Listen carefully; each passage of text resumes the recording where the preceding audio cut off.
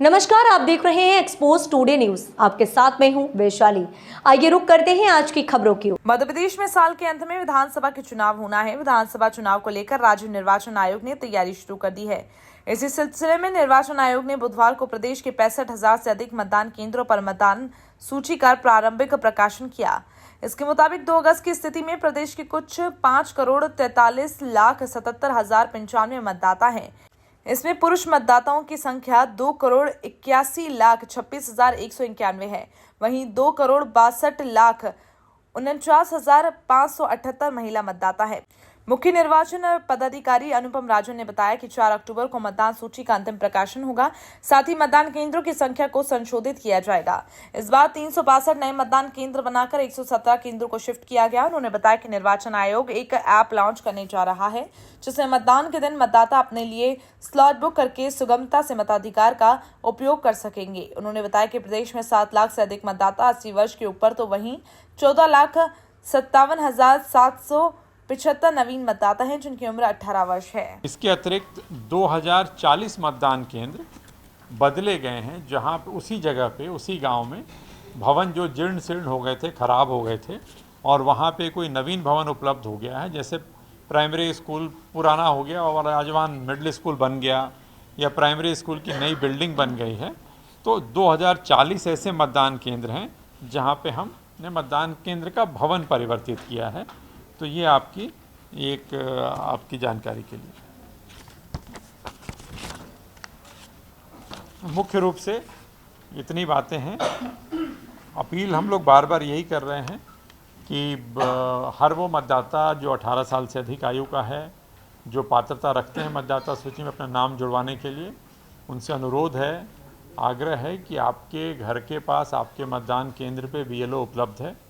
आप BLO से संपर्क करके अपना आवेदन कर सकते हैं। ये प्रक्रिया 2 अगस्त से 31 अगस्त तक चलेगी। BLO उपलब्ध रहेंगे।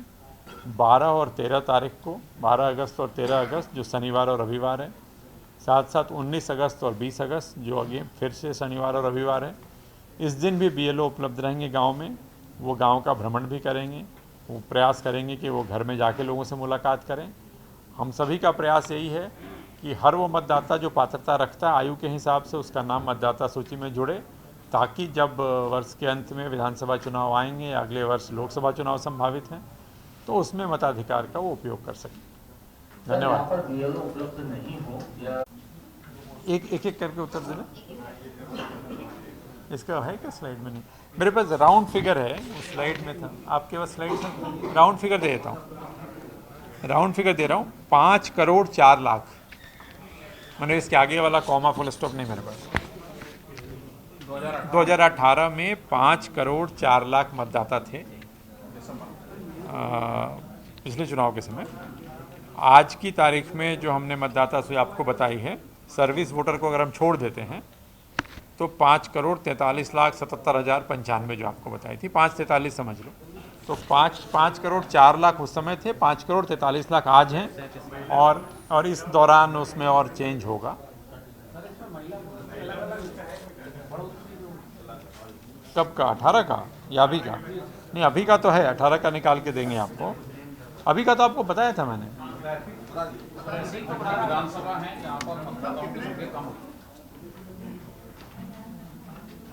कब से?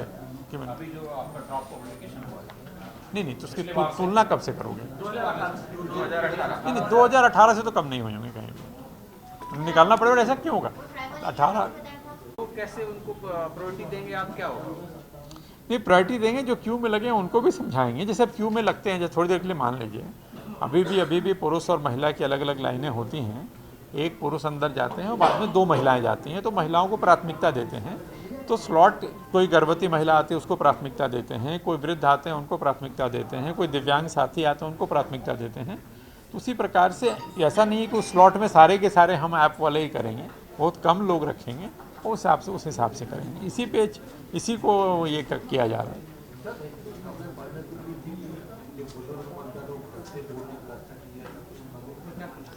नहीं, इसमें आयोग के निर्देश ये हैं कि जो बुजुर्ग मतदाता हैं 80 साल से ज़्यादा की आयु के, और जो दिव्यांग साथी हैं जिनकी दिव्यांगता 40% से अधिक है, और वो बोर्ड मेडिकल का सर्टिफिकेट भी लगाते हैं उसका।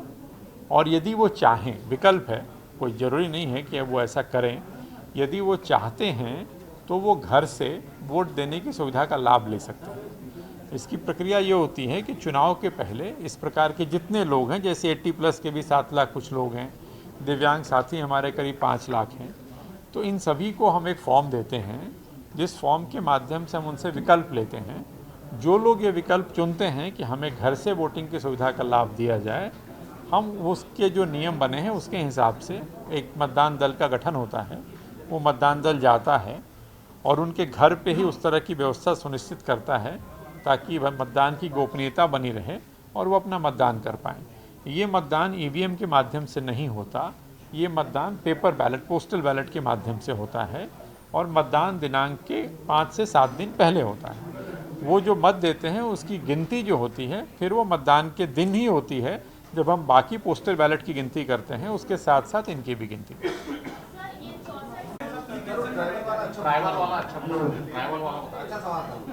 नहीं, ट्राइबल में क्या जानना चाह रहे हो आप? सर, आप जब पिछली बार आपने प्रेस कॉन्फ्रेंस की थी तब बताया था कि कुछ ट्राइबल जिले ऐसे हैं जहां पर पुरुषों के मुकाबले महिला मतदाताओं की संख्या ज्यादा है। वो निकालना पड़ेगा, निकालो है तो ले आओ। संख्या बड़ी है और ट्राइबल्स जो है ना, आपको लाना पड़ेगा। नहीं, ऐसे हैं ट्राइबल्स में निकाले, मैं आपको दे दूंगा अलग से निकाल करके वो विधानसभाओं के नाम जहां पुरुष मतदाता की तुलना में महिला मतदाता ज़्यादा है। अगर ये जाना हम दे देंगे आपको।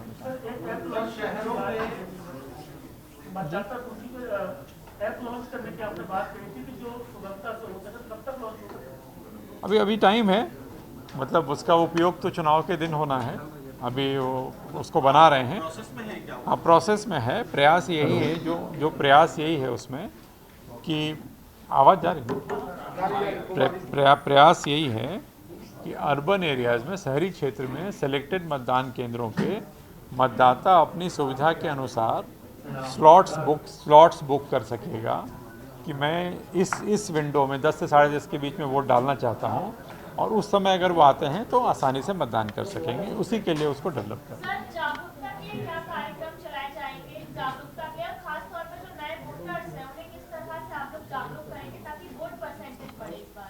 आपकी मदद लेंगे और आपके माध्यम से प्रयास करेंगे कि नए वोटर्स तक पहुँचें। और एक से उन्होंने सवाल पूछा है भाई। इसके अलावा एक तो आपके माध्यम से कहने का मतलब कि प्रचार प्रसार के जो भी माध्यम है, जिसमें आप भी सशक्त माध्यम है एक, इसके अलावा जैसे स्कूल है, कॉलेजेस हैं जहां नए मतदाता हैं, उनमें कैंपस एम्बेसडर्स हैं हमारे, इलेक्ट्रल लिटरेसी क्लब है, तो स्कूल कॉलेज से सतत संवाद करते हैं। अभी आपने देखा भी होगा QR कोड के माध्यम से हम लोग प्रयास कर रहे हैं। कल भी कई सारे, हर विधानसभा क्षेत्र में एक वाहन की व्यवस्था करी कि वो मतदाताओं को प्रेरित कर रहे हैं। आज भी सुबह जैसे कई साथियों के साथ हम लोगों ने साइकिल चलाई, या हर ज़िले में इस तरह की गतिविधियाँ हो रही हैं, चाहे कोई साइकिल रैली कर रहा है, कोई बाइक रैली कर रहा है।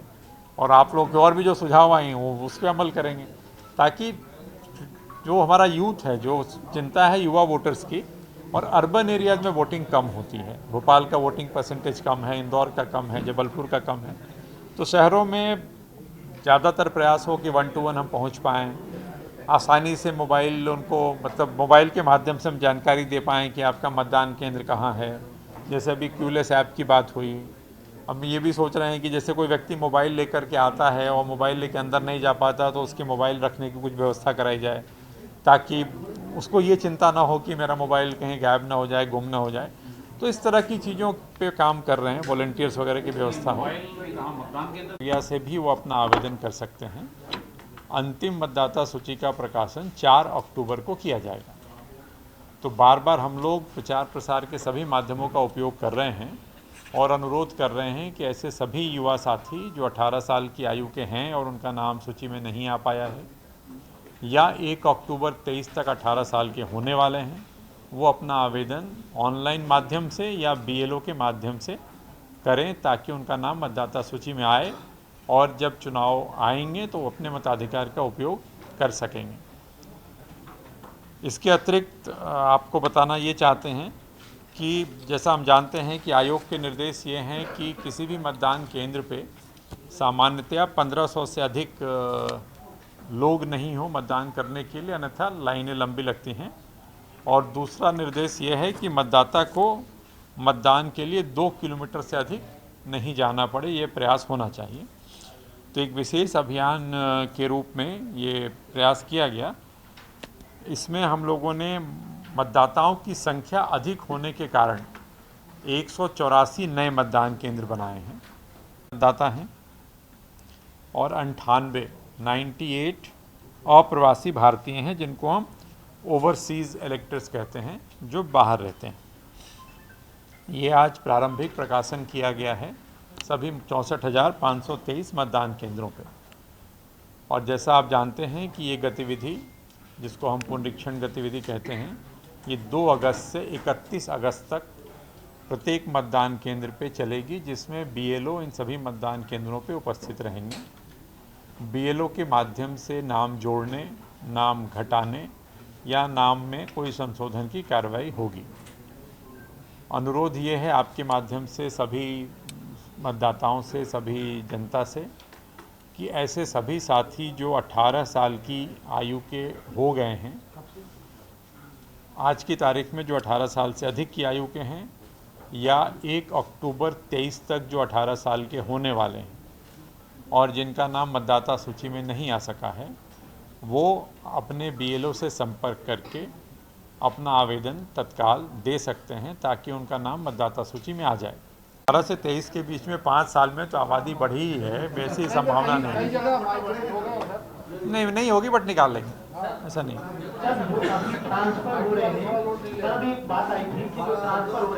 कहाँ से बोल रहे हैं आप? हाँ, एक बात आई थी कि जो शासन स्तर पर ट्रांसफर हो रहे हैं, उन पर आयोग ने रोक लगा दी है। क्या आयोग की परमिशन से ट्रांसफर हो रहे हैं, या अभी इस तरीके की व्यवस्था आयोग ने बनाई है क्या? नहीं, कोई रोक नहीं लगाई गई है। देखिए, 2 अगस्त से 31 अगस्त तक, जब तक ये मतदाता सूची के पुनरीक्षण का कार्य चल रहा है, तब तक मतदाता सूची में जो पुनरीक्षण कार्य में जो लोग लगे होते हैं, जैसे आपके SDMs लगे होते हैं, तहसीलदार हैं, कलेक्टर, राजस्व का, बेसिकली राजस्व का जो अमला लगा होता है मतदाता सूची के पुनरीक्षण के कार्य में, उनके ट्रांसफ़र नहीं किए जाएंगे, ऐसे आयोग के निर्देश हैं। अपरिहार्य परिस्थिति में यदि इनमें से किसी का ट्रांसफ़र करना होता है तो आयोग की अनुमति ली जाएगी। मतलब 3 साल से ज़्यादा नहीं, 3 साल से ज़्यादा वाले के ट्रांसफ़र्स तो ऑलरेडी हो गए। 31 जुलाई तक जो होने थे वो तो हो गए। मैं पुनरीक्षण के समय जो रोक कह लें, या जो निर्देश है वो बता रहा। तो काम डिस्टर्ब नहीं हो, इसलिए 100 से ऊपर का नहीं है, 100 से ऊपर हम रखते भी नहीं, 80+ रखते हैं। देखो, 18 से 19 साल के जो मतदाता हैं, प्रारंभिक सूची के प्रकाशन के अनुसार 14,57,775 14,57,775 और 80 के ऊपर के हैं 7,18,553। 80+ 718,553 718,553 80+। 18 से 19 में 14,57,775। सर, ये स्लॉट बुकिंग की जो बात की ना आपने ऐप के जरिए, क्यों में जो लोग लगे हैं और स्लॉट बुकिंग का नहीं, ऐसा नहीं करते, वो गलत है, नहीं करना चाहिए। अगर ऐसा होता है तो नहीं तो उसके खिलाफ तो कार्रवाई हो जाएगी, तो पुलिस प्रकरण दर्ज हो जाएगा। यदि आप मोबाइल छुपा करके, मोबाइल ले जाना प्रतिबंधित है मतदान केंद्र के अंदर। इनफैक्ट आप इसको आपके माध्यम से प्रचारित भी होना चाहिए, मोबाइल ले जाना प्रतिबंधित है। यदि कोई आदमी जानबूझ करके मोबाइल लेके जाता है और अंदर वोट डालते समय गोपनीयता भंग करता है वोट की, और बाद में सोशल मीडिया पे डालता है, तो नेचुरली कार्रवाई होगी उसके खिलाफ। वो तो अपने आप एविडेंस क्रिएट कर रहा है कि मैं अपने अकाउंट से फेसबुक पे डाल रहा है या जिस चीज़ पे इंस्टाग्राम पे डाल रहा है, तो उसके खिलाफ मतदान की गोपनीयता भंग करने की जो धाराएँ हैं उसमें कार्रवाई होगी। सर, ये जो प्रारंभिक सूची का प्रकाशन हुआ है, इसमें 18 साल के युवा मतदाता कितने हैं और 100 से ऊपर के कितने हैं? संवेदनशील और अति संवेदनशील चिन्हांकित कर लिए गए हैं, और वहाँ किस तरह से सर्वेलेंस किया जाएगा? देखिए, संवेदनशील जो क्रिटिकल मतदान केंद्रों का जो पहचान है वो अभी नहीं हुई है, ये थोड़ा अर्ली है। ये इस पहचान आप समझ लो कि थोड़ा सा इसमें समय लगता है। क्रिटिकलिटी जो है वो कई बार एक तो पुलिस के साथ सेक्टर ऑफिसर्स और पुलिस के लोग मिल करके इसकी पहचान कर रहे हैं अपने हिसाब से। कई बार कैंडिडेट खड़े होने से भी संवेदनशीलता बढ़ जाती है मतदान केंद्रों की, वो भी होता है। तो इसका निर्धारण अभी थोड़ा सा मतदान के इट्स टू अर्ली अभी थोड़ा सा।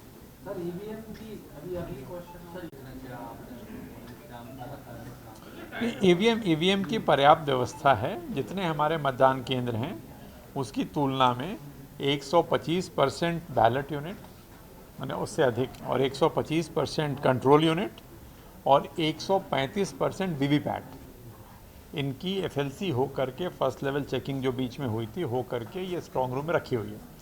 तो मशीन की पर्याप्त उपलब्धता है, उसमें कहीं कोई दिक्कत नहीं। जिलों में कॉल सेंटर बनाए जा रहे थे, नहीं, इस पे अभी आपने पूछा था, पता नहीं आप नहीं सुन पाए, हमने रिपीट कर दे रहा हूँ। बीएलओ अपने मतदान केंद्र पे 2 अगस्त से 31 अगस्त के बीच में उपस्थित रहे। इसके लिए कई लेवल पे अधिकारियों की नियुक्ति की गई है जो इस बात को भ्रमण करके चेक करेंगे।